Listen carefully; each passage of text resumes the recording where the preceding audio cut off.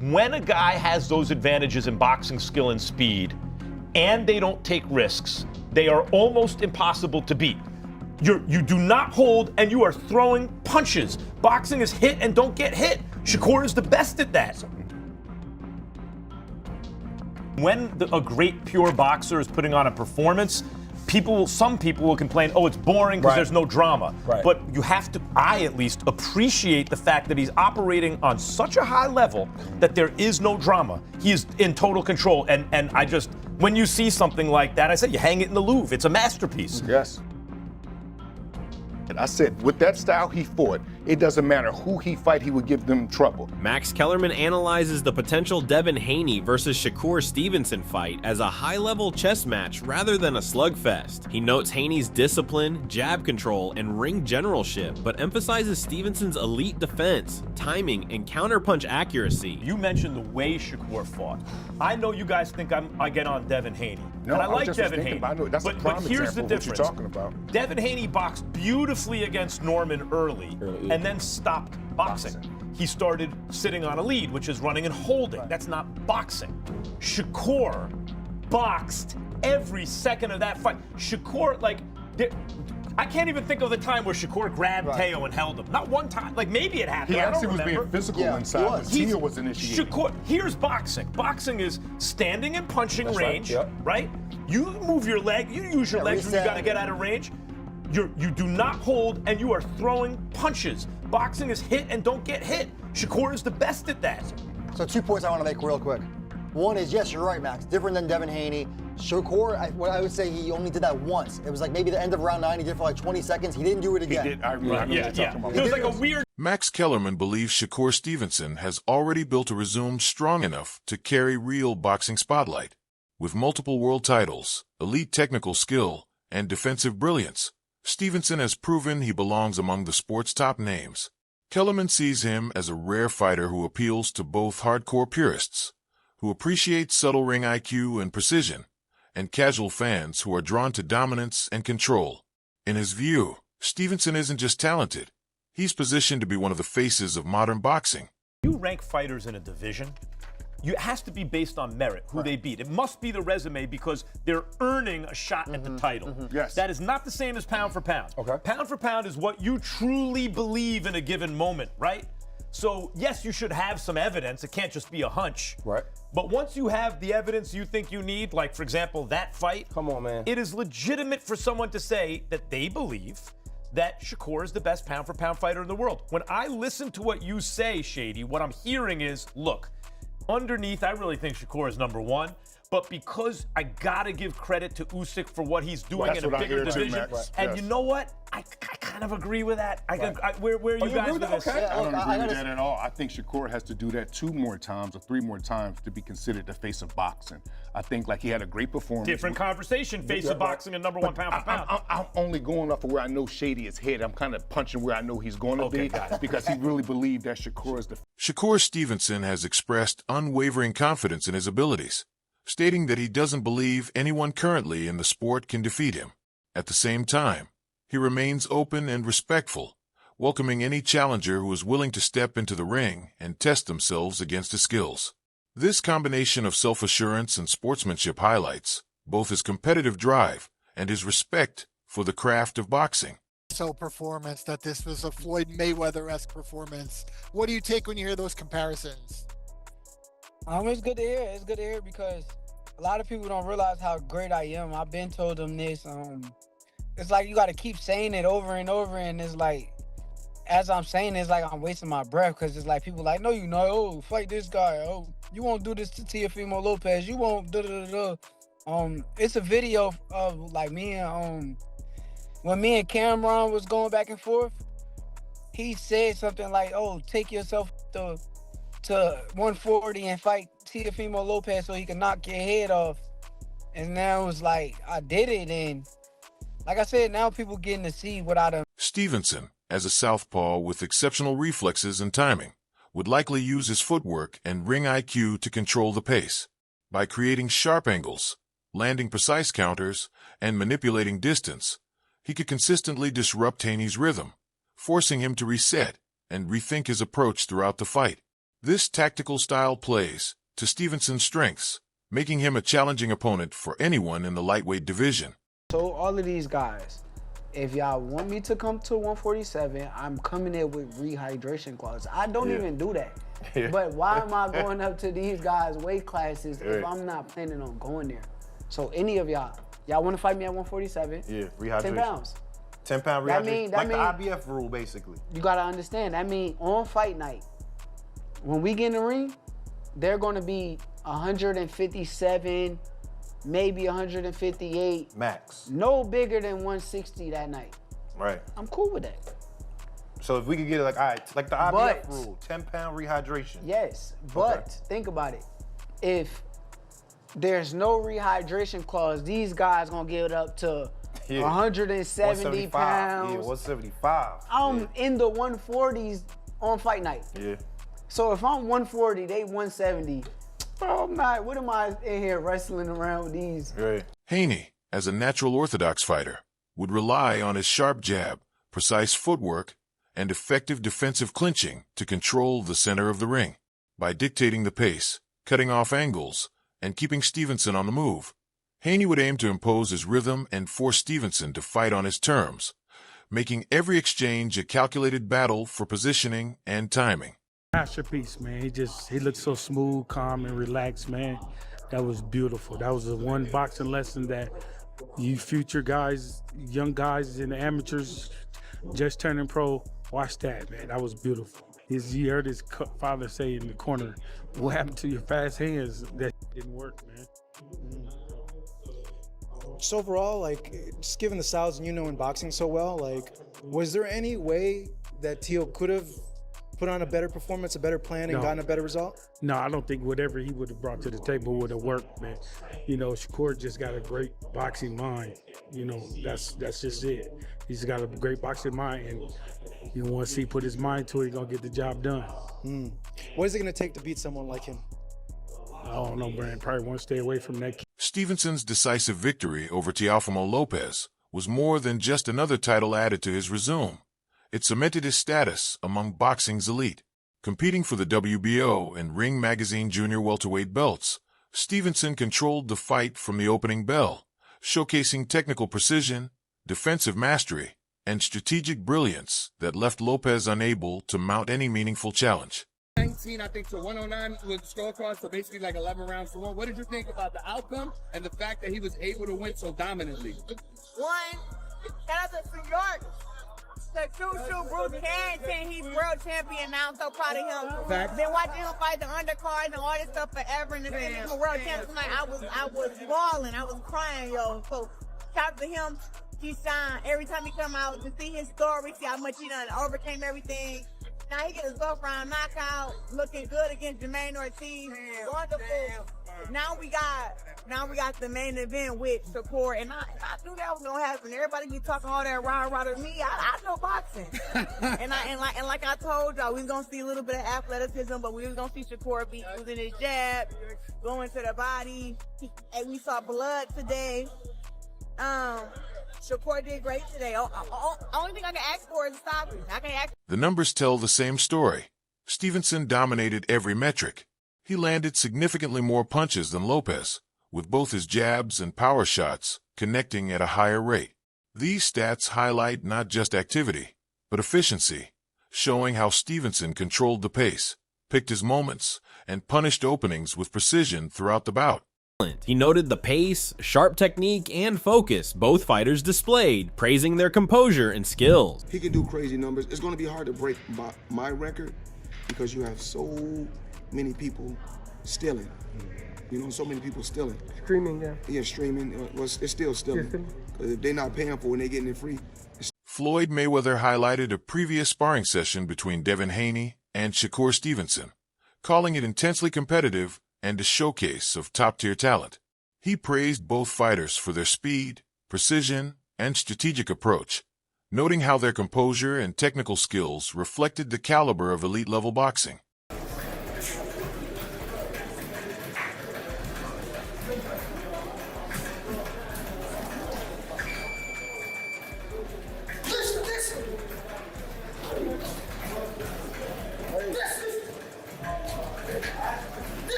Shakur Stevenson sparring with Devin Haney clearly showed that both fighters are on an even technical level, trading powerful shots and matching each other blow for blow. Stevenson has emphasized that he's ready to face any opponent willing to step into the ring, rejecting claims that he avoids tough matchups. He believes a true champion proves themselves against the best, consistently calling for major bouts to cement his status in the sport. His confidence stems from skill, preparation, and experience against elite competition. By openly inviting challengers, Stevenson signals that he's not protecting his record. He's seeking the most meaningful fights possible, using each as a chance to showcase his abilities and reinforce his position among boxing's elite. That make more sense. I'm like, nah, he just keeps saying my name to the public. This is the fight that people want to see. My fan base, they want to see this fight. I put the fight together. 2 days before the fight, now he's sick. He poisoned, somebody massaged him and did something to him. I don't know, all this shit that he kept talking about, but I'm just like showing y'all like what type of person I am. I be bugging like, but I know my wrongs. Like I understand, that's why now I gotta like understand it's a business and not just get talked into doing. Floyd Mayweather challenged the idea that Devin Haney's sparring sessions alone prove his greatness, emphasizing that gym performance doesn't always translate to real fights. While he sarcastically congratulated Bill Haney for having an undefeated fighter in the gym, he stressed that true champions are defined under the bright lights on fight night. Mayweather argued that Devin still needs to show consistent dominance in official bouts rather than leaning on sparring stories. The debate quickly turned heated, with both sides exchanging pointed remarks about careers, skill, and reputations. So you popping it, so nigga, when I pop it, what's the problem? Because other niggas don't pop it? You know what I'm saying? You pop it 1,000 times. Nigga, you was talking about that sparring shit. Nigga, you beat niggas up in sparring. I didn't watch you beat niggas up. And when my son got down on you, you dig what I'm saying? You act like, you tell us, Bill, no, you tell us, no, you tell us. Bill, if your son is undefeated in the gym, congratulations. Congratulations that you got an undefeated fighter in the. Devin Haney has strongly criticized Shakur Stevenson's choice to decline their proposed fight over financial terms. Haney revealed that he offered Stevenson a 25% purse split, emphasizing that even with the smaller share, the payout would have exceeded all of Stevenson's previous earnings combined. From Haney's perspective, the bout wasn't just about money. It was a chance for Stevenson to cement his legacy in the lightweight division. He argued that accepting the fight would have immediately elevated Stevenson's profile, placing him in a high-stakes, career-defining championship matchup. Haney suggested that turning down the offer not only delayed one of boxing's most anticipated fights, but also denied both fighters the exposure and fan attention that the showdown would have generated. Look at Shakur's resume and look at my resume. Who's brought the tougher opposition, me or him? And 25% would have been, bigger than all his fights put together he made. All put together? Put together. Were you shocked that he said no? Yeah, ego, made him say no. His ego and the people around him. Kambosos offered me the 22% and the 2 fights to go to Australia and to go sign with a different promoter and to, get the vaccine and go do this and do that. Now that I'm the champion and I'm giving somebody the offer to make more money than they ever made in their life, put together in all their fights, I'm the bad guy. I'm the bad guy. See, when I fought Kambosos, it wasn't for all the money. I was fighting for the same money that I was already making. I know that I could beat him. I know that once I win, I'm gonna be able to call the shots and make all the money myself. So now it's that time, and they. Sean Porter sees a potential Shakur Stevenson versus Devin Haney fight as one of the most evenly matched and competitive bouts possible in boxing today. He notes that both fighters possess exceptional speed, precision, and ring IQ, making it difficult to pick a clear favorite. Porter emphasizes that neither relies on raw power. Instead, they excel through timing, positioning, and anticipation. He likens the matchup to a high-speed chess game, where every movement must be carefully calculated, and even a single error could cost a round. According to Porter, the fight would be decided not by volume of punches, but by who thinks faster, reacts sharper, and executes under pressure. I see beating Shakur Stevenson. Right? I really don't know who I see beating him. It's good. The thing with that is it's an amazing fight because both guys are very quick, very intuitive, and very fast and sharp. I do lean with.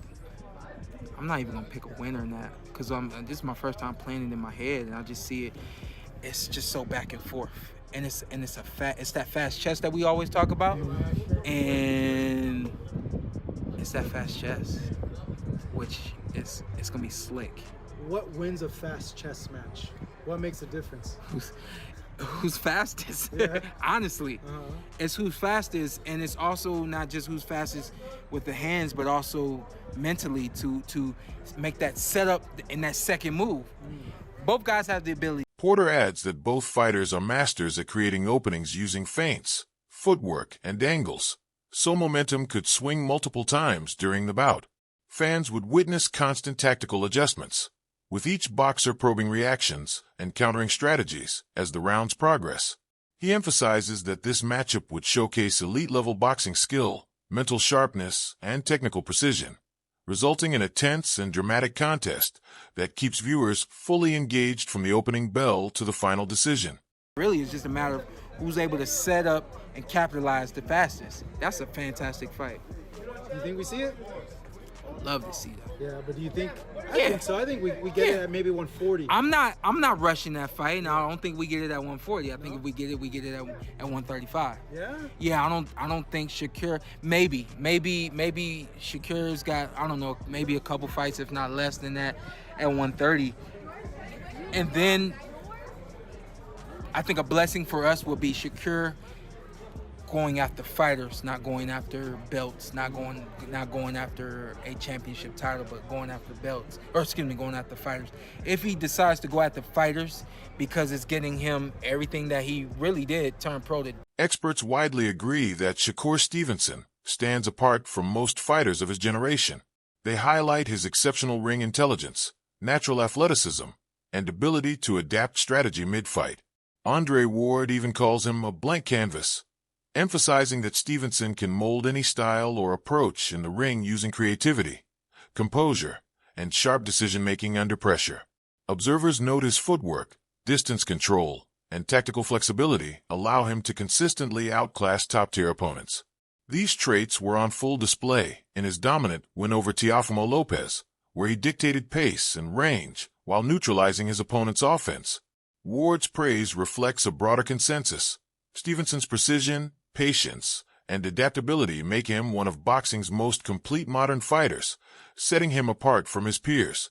What did you think of Shakur's performance? He did what he had to do, man. You know, there's always room for improvement. You know, I think he had a lot of stuff he could have did, but he's so talented and gifted, man. You know, you also got to trust what he's seeing in there. You know, we're on the outside, you know. But I think he put on a tremendous performance, and obviously, you know, the level he's at, you always look for things he could do better, you know. What did you see from the outside that he might? I mean, I'm just saying, like, you know, like I think it was a lot of body work and stuff like that. He could have touched on, but again, he's in there, you know. So he's seeing stuff, he's feeling the punches. We not, so you got to trust what he's seeing. Teofimo just couldn't get going. He put on well, he tried to get going. He just wasn't allowed to. So it's just the distance and range that Shakur has just perfected throughout the years, and then making him pay when he does that discourages him to not want to punch anymore. And I think he was out of answers in the first round. Honestly, I think he didn't really have any answers.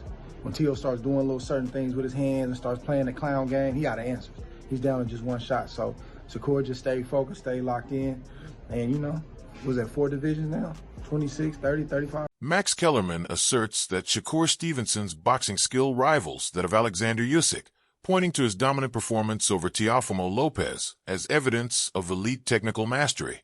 While Usyk's pound-for-pound acclaim comes from defeating naturally bigger heavyweights like Joshua and Fury, Stevenson earns his recognition through precision, timing, and ring control. Kellerman and the panel emphasize Shakur's ability to manage distance, control the center of the ring, and dictate every moment of a fight, leaving Lopez confused and unable to execute a strategy. Unlike fighters who rely on raw power or aggression, Stevenson embodies the hit without being hit philosophy, a hallmark of all-time greats like Floyd Mayweather and Pernell Whitaker. And he had a very competent Very That's competitive. Usyk's resume. What? He said Usyk, great fighter. Right, so that was competitive fights, right? He won. It was competitive fights. When you watch Shakur with T.O., it was a shutout. It was a shutout. It was two different There was nothing classes of competitive fighter. about that. Wait, I want Mike. Get in here because I have something to say about this Yeah, fight. look, I was about to actually agree with Shady for You once. should. I Then don't he think went it's left. crazy to have Shakur number 2. He looked that good. And okay, I want to say, okay. right, I've been critical of Shakur in the past because I don't like when fighters are not engaging. Look, Max, you and I both love that classical boxing style. And what he did on Saturday is the style I love. He was not running. He was standing his ground. He was boxing, moving, using his jab. Beautiful check hook off the jab. That's the kind of fighting I like to see and the kind of boxing I like. We're not going to get crazy on Usyk, though. Usyk was a man at 200 that beat up 270 pounds. He's not getting crazy. He's giving what he's saying is whatever he's doing. What he is saying, and I agree with Shady here, is his suspicion is Shakur's actually number 1, but he won't give it to him over Usyk because of what you're saying, Mike. And what I'm saying. Do you think Devin Haney's sharp jab and masterful ring control could dictate the pace? Or will Shakur Stevenson's elite defense and deadly counters steal the show? Boxing Glove Fire drop your predictions and break down why you think your fighter comes out on top in the comments.